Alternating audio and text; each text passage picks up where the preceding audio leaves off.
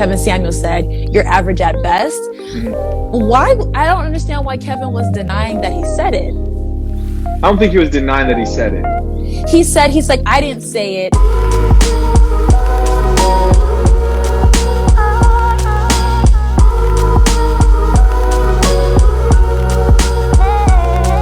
Yo, what's up, YouTube? Chisha Zed in here again. I've got, of course, returning YouTuber friend Felicie.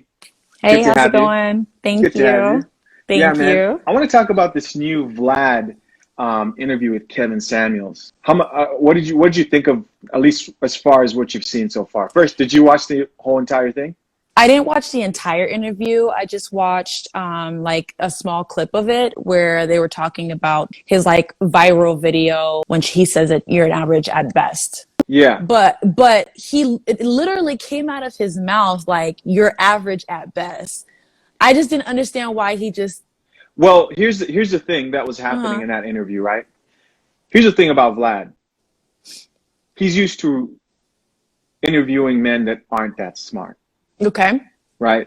Like, he'll get these rappers that will come on the platform and he'll be asking them questions and trip them up, right? And get them to stutter or whatever. But what he was trying to do is say that, hey, you told this woman that she's average at best. And that's not what Kevin Samuels does. What Kevin Samuels does is try to bring people to reality. Right? The first thing he always does, if you notice, before he rates a woman is ask her what she would rate herself. Fortunately for that woman, she rated herself average. Yeah. And then he agreed with her.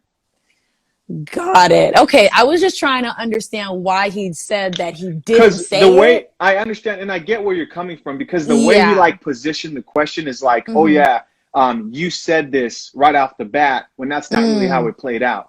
Gotcha. He asked her what she would rate herself, and she rated herself average. And then he said, okay, I agree with you, right?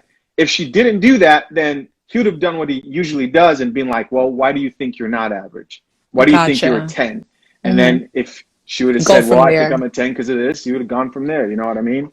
Gotcha. Okay. But yeah, that was one of those questions. Vlad was trying to trip him up, man. I think he probably was. Now that I think about it, I'm not gonna buy that whole. No. Because even when I was thinking about it, I was just like, I really don't remember exactly how the live with Kevin Samuels and the young lady went. But I couldn't remember if he like rated her or she rated herself or what she said. But I was just like, Kevin, but you did say that though. But I get it. Yeah. Yeah.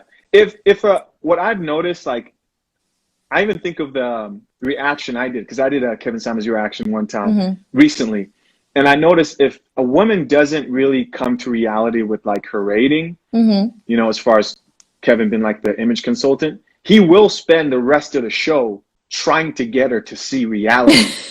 He will do that. Like, he won't say, oh no, ma'am, unless if she gets rude. If he gets rude, then he'll say, oh, click, you know, you're rude, I'm not gonna do with this. And then he'll start, you know, clowning on her and whatever. That's always hilarious. But yeah. But yeah, you know, there's an element of like entertainment with that too, that people have to remember. It's just a part of his, you know, character. And we've got to stop this thing of like thinking people are going to be perfect. You know, it's like we see celebrities. It's a problem we have with celebrities or any public figures is that we wait for them to make a mistake, and they will, right? Kevin will make a mistake. Why? Because he's human. Yeah. And there's just like, no, if you're a celebrity, it's like, no, you can't make any mistakes because you're supposed to be like this role model or something. And the other thing I want people to always remember is Kevin is not the end all be all. He's not the answer to everybody's problems, right? He's not the savior of all mankind. Like, if you don't listen to Kevin, can you come to conclusions that may better your life as a man because you talked to men for a while? And as a woman, can you come to those conclusions by yourself? Yes, you can. He's not the chosen one, and well, he kind of is the chosen one. But they call him the Godfather. You know what I mean? Let me take that back. But what I'm trying to say is like, hey, if he's not your style, it's okay. Some people are just going to be thrown off. Go find reality for yourself, whichever way it may come. It's really good to see Kevin out here just getting the recognition he's getting. Number one for me, man, I think it comes down to a black man who's speaking for black men and is sort of representing like a sect of men who have things to say, have always wanted to say them, but just didn't have the platform. And him being that like vessel and that medium. The first thing I thought about when Vlad brought up Kevin Samuels' tone is I thought about Monique. That's the first thing that came to my mind. I was like, man, honestly, it does not matter how you talk to these people. At the end of the day, they're going to not like it. Even like, I didn't even think about that, but like, you're right. Like Monique, when she was talking about the whole bonnet thing, she came at it as such a loving and like respectful way. And she made sure to say like, you know, I don't want to come across as, you know, a certain way, or she doesn't, you know, she doesn't want to say it in a harsh tone. And she really came at people very like, you know, sweet babies and my babies and they weren't hearing none of that shit. And none of that. So it really doesn't even matter how you say it. There's somebody that's not going to like the message that is being said, because it's like, you know that they're right, but you just don't want to believe it. That's when I knew right there. That's when I knew. And I'm glad she came back and like was unapologetic about that bonnet situation too.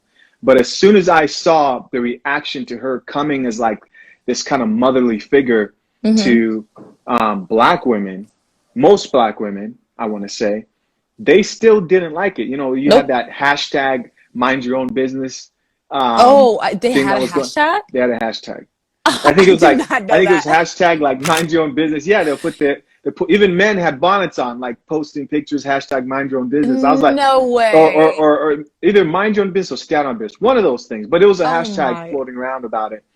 And that's ridiculous. I didn't even know that they had that. I remember Kevin Samuels said something that really stood out to me. He said, you know, no one can tell you anything. You know, a man comes up, an older man at that comes up with some advice for the community, and you don't like his tone. Okay, cool. Then you have a motherly figure, someone who approaches you in love and says something that needs to be said, and you still don't like it. You know, and a lot of those women don't have husbands. So who are they listening to? Who can tell them the truth? I think it's just that they don't want to hear it. They're just like, I don't want to listen to anybody. They've grown up to, you know, kind of not listen to anybody. So if anybody tells them anything, they're just like, I ain't trying to hear none of that. And, you know, I don't think that's very good, because when you come at a place where nobody can tell you anything, like, how do you better your life? How do you listen to advice? How do you take constructive criticism? How do you do better for yourself when you're just like, nope, I don't want to hear anything anyone has to say? Yeah, I know you made a video about the bonnet situation. What was your take overall? Listen, I mean, at first I was just like, you know, you really can't tell people what they can and can't wear on their head. But then when I thought about it, it was more just like, it's not appropriate to wear out in public, especially if you're going into large crowded areas where there's a lot of people. You know, I understand. I even said it in my video. If I'm going down to like a drive-through or something like that, or like if I'm staying in my car where I can like have my hoodie on, okay, cool, no problem, because I'm going right back home after that. But going to an airport or going out to like a store, I just don't, it's not really appropriate. That's something that is made for your home to sleep in. It looks ghetto. It does. Let's keep it 100. It looks ghetto. That's the way my parents raised me, is like, you know, make sure when you step out the house and people are going to be there, you always make sure that you look presentable, you look a certain way. And it's just ghetto. Yeah. It's just ghetto.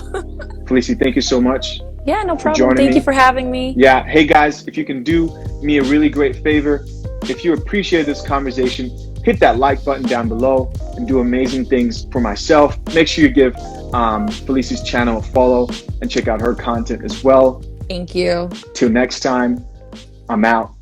Peace.